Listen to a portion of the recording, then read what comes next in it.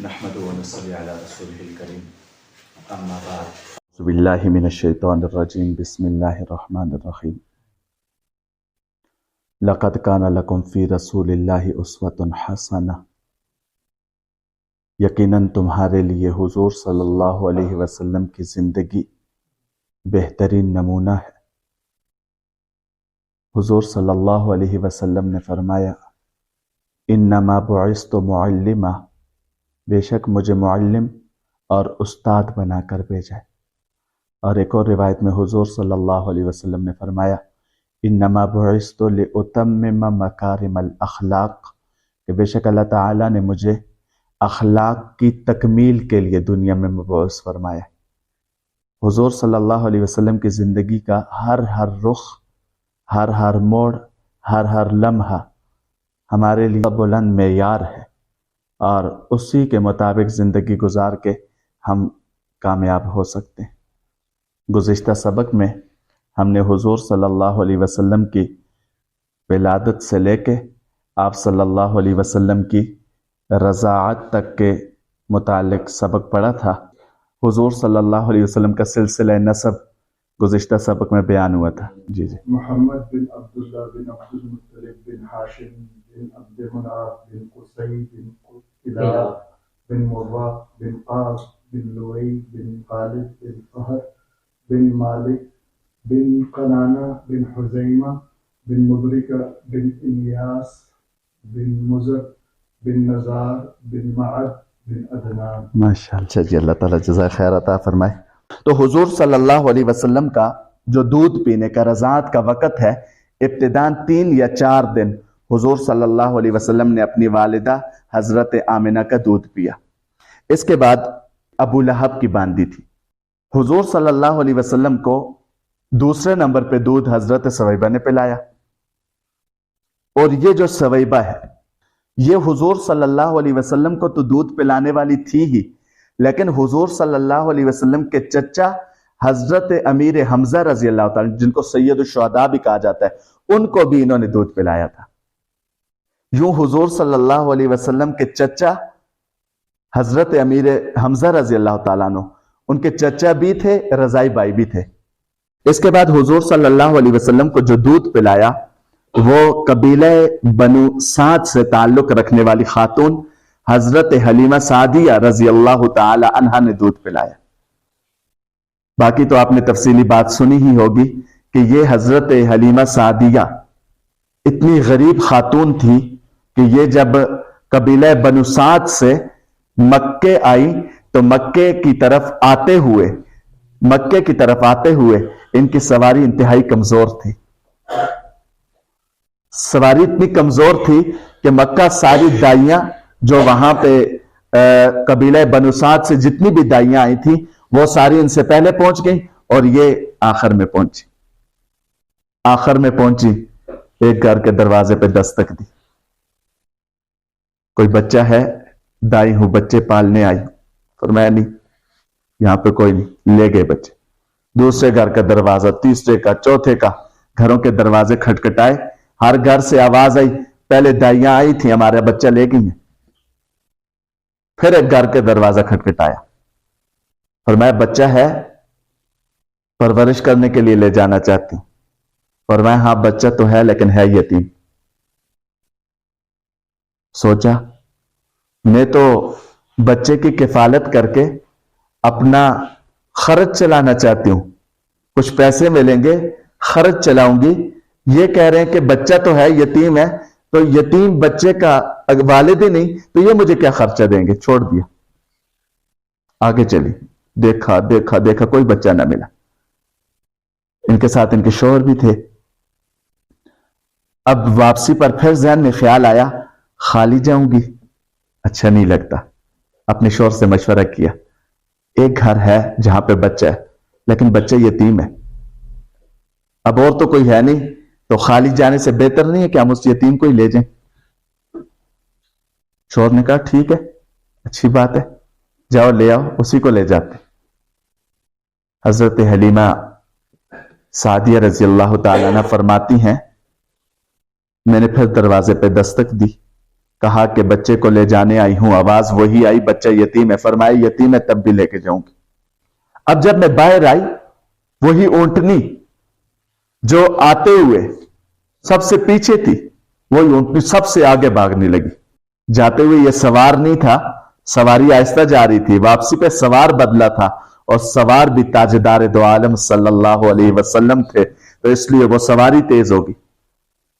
راستے میں پڑاؤ ڈالا، کیونکہ اس زمانے میں سفر ہوتا تھا، سفر میں راستے میں پڑاؤ ڈالنا پڑتا۔ راستے میں پڑاؤ ڈالا۔ حضرت حلیمہ سعدیہ فرماتی ہیں یہی اونٹنی جس پہ جاتے ہوئے ہم بڑی مشکل سے جاتے تھے، دودھ وغیرہ تو اس کا کوئی تھا ہی نہیں، راستے میں ہم نے پڑاؤ ڈالا، ہم نے دیکھا اس اونٹنی کے تھن دودھ سے بھرے ہوئے ہیں، ہم نے جام بھر بھر کے دودھ پیا، اور راستے میں وہ رات ہماری عرصے بعد ہمیں ایسی رات نصیب ہوئی جس رات ہم نے پیٹ بھر کے دودھ پیا اور ہم پیٹ بھر کے سوئے۔ 2 سال تک حضور صلی اللہ علیہ وسلم معاہدے کے مطابق حضرت حلیمہ سعدیہ رضی اللہ تعالیٰ کے پاس رہے۔ اب 2 سال کا معاہدہ تھا، معاہدہ پورا ہو گیا، لیکن حضرت حلیمہ سعدیہ کا دل نہیں کر رہا تھا کہ اس بچے کو واپس کریں۔ اب کیا کریں؟ دل ہی دل میں سوچا اللہ کرے کہ بچہ واپس ہو جائے، اب لے کے تو جا رہی ہوں، اللہ کرے واپس ہو جائے۔ جیسے یہ مکہ پہنچی، ان دنوں میں مکہ میں وبا پھیلی ہوئی تھی، انہوں نے جب حضرت آمنہ سے بات کی تو حضرت آمنہ نے فرمایا ٹھیک ہے لے جاؤ، یہاں پہ ویسے بھی وبا پھیلی ہوئی ہے تو اس لیے یہاں سے واپس لے جاؤ بچے کو۔ اب حضرت حلیمہ سعدیہ رضی اللہ تعالیٰ نے خوشی مناتے مناتے واپس آ گئی۔ اب ایک بات یہاں پہ قابل ذکر ہے کہ عرب کے لوگ اپنے بچوں کو دور کیوں بھیجا کرتے تھے؟ یہ تو قبیلہ بنو سعد ایک دیہات ہے، گاؤں ہے، گاؤں میں کیوں بھیجا کرتے تھے؟ عرب کے اس معاشرے میں حضور صلی اللہ علیہ وسلم کو لے جایا گیا اور آپ صلی اللہ علیہ وسلم نے یہاں پہ زندگی وقت گزارا اور اپنی ابتدائی زبان وغیرہ بولنی یہیں پہ سیکھی، چلنا پھرنا معاملات یہاں پہ ابتدان سیکھے حضور صلی اللہ علیہ وسلم۔ اب جب حضرت حلیمہ سعدیہ رضی اللہ تعالی عنہا لے کے گئیں دوبارہ حضور صلی اللہ علیہ وسلم کو، اس بچے محمد بن عبداللہ کو، تو اب وہاں پہ ایک واقعہ پیش آیا، اور وہ واقعہ یہ پیش آیا کہ ان کے ساتھ ان کے ایک اور بھائی حضرت حلیمہ سعدیہ رضی اللہ تعالیٰ عنہ کا دودھ پیتے تھے، رضائی بھائی تھے ان کا نام بھی عبداللہ تھا۔ تو حضرت حلیمہ سعدیہ رضی اللہ تعالیٰ عنہ نے محمد بن عبداللہ کو اپنے بھائی عبداللہ کے ساتھ بکریاں چرانے کے لیے بھیجا۔ اب بکریاں چرانے کے دوران اس بھائی عبداللہ نے دیکھا کہ محمد بن عبداللہ کو ایک شخص آیا سفید لباس میں، اور اس نے محمد بن عبداللہ کا سینہ چاک کیا اور سینہ کاٹا اس کو لٹا کے، تو یہ بھائی عبداللہ بھاگتا بھاگتا حضرت حلیمہ سعدیہ کے پاس آئے، فرمایا کہ میرے قریشی بھائی کو تو وہاں پہ کوئی سفید لباس میں شخص آیا اور اس نے ذبح کر دیا، اس کا سینہ چاک کر دیا۔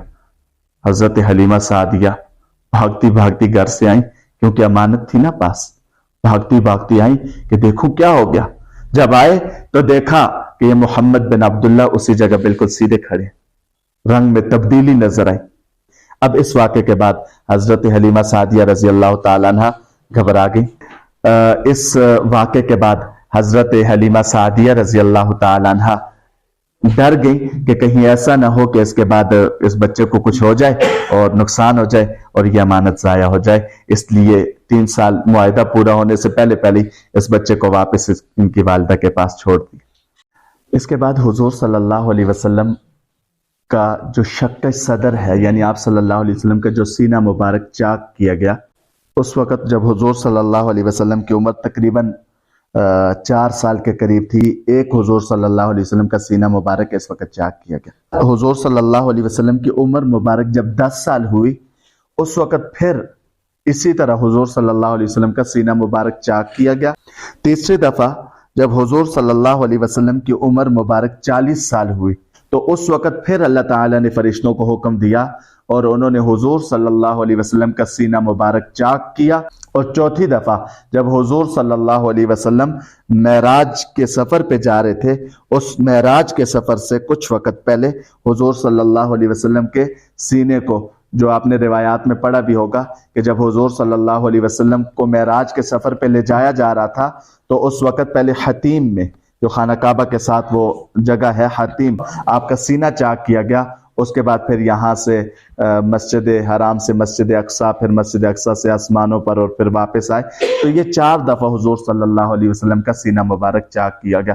نمبر 1، جب حضور صلی اللہ علیہ وسلم کی عمر 4 سال تھی اور یہ حضرت حلیمہ سعدیہ رضی اللہ تعالی عنہ کے پاس قبیلہ بنو سعد میں تھے. دوسری دفعہ جب حضور صلی اللہ علیہ وسلم کی عمر مبارک 10 سال تھی. اور تیسری دفعہ جب حضور صلی اللہ علیہ وسلم کو نبوت ملنی تھی اور آپ صلی اللہ علیہ وسلم کی عمر مبارک 40 سال ہوئی تو اس وقت آپ کا سینہ چاک کیا گیا. اور چوتھا، جب حضور صلی اللہ علیہ وسلم معراج کے سفر پہ جا رہے تھے اس وقت آپ کا سینہ مبارک چاک کیا گیا. جب حضور صلی اللہ علیہ وسلم کی عمر مبارک 6 سال ہوئی تو اب والد تو پہلے ہی نہیں تھے، اب والدہ کے بچھڑنے کا وقت آ گیا. مقام ابوا پر جو مکہ مکرمہ سے کچھ فاصلے پر ہے، اور وہیں پہ ان کا پھر انتقال ہو گیا. اور آپ صلی اللہ علیہ وسلم کو اس کے بعد آپ کے دادا جناب عبد المطلب نے آپ کی پرورش فرمائی. اور عبد المطلب حضور صلی اللہ علیہ وسلم سے اتنی زیادہ محبت فرماتے تھے کہ آپ کو خانہ کعبہ کے سائے میں لا کے ایک جگہ بنائی ہوئی تھی، وہاں جب حضور صلی اللہ علیہ وسلم آتے تھے تو وہاں پہ خانہ کعبہ کے سائے میں بیٹھ جایا کرتے تھے. ساتھ روایات میں لکھا ہے جب یہ بیت اللہ کے سائے میں اس فرش پہ بیٹھتے تھے تو کئی دفعہ ان کے چچا آ کے ان کو اٹھانے کی کوشش کرتے، لیکن جناب عبد المطلب منع فرماتے تھے. فرمایا کرتے تھے میرا یہ جو پوتا ہے اس پوتے کے مقام جتنا کسی کا مقام نہیں ہے، وہ مقام میں دیکھ رہا ہوں تمہیں نہیں پتہ. اور پھر جب حضور صلی اللہ علیہ وسلم کی عمر مبارک 8 سال ہوئی تو پھر آپ کے دادا کا سایہ بھی اٹھ گیا. اس کے بعد حضور صلی اللہ علیہ وسلم کے جو چچا تھے، سگے چچا ابو طالب، انہوں نے حضور صلی اللہ علیہ وسلم کا ساتھ دیا. اور پھر ایسا ساتھ دیا کہ پوری زندگی ساتھ سے ہٹے نہیں. یہ علیحدہ بات ہے کہ حضور صلی اللہ علیہ وسلم کی مدد تو ہر موقع پہ کی لیکن خود اسلام سے محروم رہے. صلی اللہ علیہ وسلم نے ایک موقع پہ یہ کہا تھا، اے میرے چچا میرے کان میں کلمہ پڑھ لے تاکہ کل میں قیامت والے دن گواہی تو دے سکوں کہ میرے چچا نے کلمہ پڑھا تھا. اگر دنیا کے لوگوں کی وجہ سے نہیں پڑھ رہے ہیں کہ دنیا کے لوگ یہ کہیں گے کہ ابو طالب نے ڈر کے کلمہ پڑھ لیا، تو آپ میرے کان میں پڑھ لیں تاکہ کل شفاعت کر سکوں. ایک موقع پہ یہی جناب ابو طالب تھے اور ان کے پاس محمد بن عبداللہ ان کے پاس ان کی پرورش میں تھے کہ جناب ابو طالب کے پاس لوگ آئے اور فرمایا کہ اے ابو طالب بارش نہیں ہو رہی، قحط سالی ہو گئی، قحط ہی قحط ہے، آپ کوئی بندوبست کریں، بارش کا دعا کریں. جناب ابو طالب نے کیا کیا، اپنے بھتیجے محمد بن عبداللہ کو ساتھ لیا، خانہ کعبہ کے ساتھ حضور صلی اللہ علیہ وسلم کی کمر لگائی، سامنے ان کو کھڑا کیا اور اللہ تعالیٰ سے دعا مانگی، اے اللہ اس شخصیت کی وجہ سے ہی بارش عطا فرما. فوراً بارش ہوگی، کوئی بادل بھی نظر نہیں آ رہا تھا، اللہ تعالیٰ نے اس موقع پہ بارش عطا فرما دی. یہ حضور صلی اللہ علیہ وسلم کے بچپن کی باتیں. اور اس کے بعد آج کے سبق کی آخری بات، حضور صلی اللہ علیہ وسلم کی عمر مبارک 12 سال ہوئی تو 12 سال کی عمر میں ان کے چچا جناب ابو طالب شام کی طرف سفر کرنا چاہ رہے تھے. اور اس سفر میں وہ اپنے ساتھ اس بھتیجے کو لے کے تو نہیں جانا چاہ رہے تھے، لیکن جب نکلنے لگے تو دیکھا کہ بھتیجا بڑا مایوس ہے، تو فرمایا بھتیجے تیار ہو، آؤ میرے ساتھ جاؤ. راستے میں ایک جگہ آتی ہے اور بصرہ کے قریب، وہاں پہ ایک عیسائی راہب رہتا تھا جس کا نام جرجیس تھا. جرجیس اس کا نام تھا اور بحیرہ راہب کے نام سے مشہور تھا. یہ قافلے مکہ سے شام آیا جایا کرتے تھے، کبھی کسی نے ان کو پوچھا تک نہیں. لیکن اس دفعہ اس نے جب حضور صلی اللہ علیہ وسلم کو دیکھا تو اس نے کہا کہ ھذا سید العالمین، ھذا رسول العالمین، ھذا رحمت للعالمین. 12 سال عمر ہے، لیکن اس وقت اس نے، کیونکہ بہت بڑا عالم تھا نا، عیسائی راہب تھا، تو اس نے کہا کہ یہ تو سید آخری نبی ہے. اور پھر یہاں پہ اس نے جو مشورہ دیا تھا، بڑا قیمتی مشورہ یہ دیا کہ اس بچے کا کفیل کون ہے. فرمایا کہ ابو طالب کا بھتیجا ہے. فرمایا ابو طالب کو بلاؤ. ابو طالب آئے. فرمایا کہ ابو طالب اس بچے کو واپس کرو، رومی اس کو نہیں چھوڑیں گے.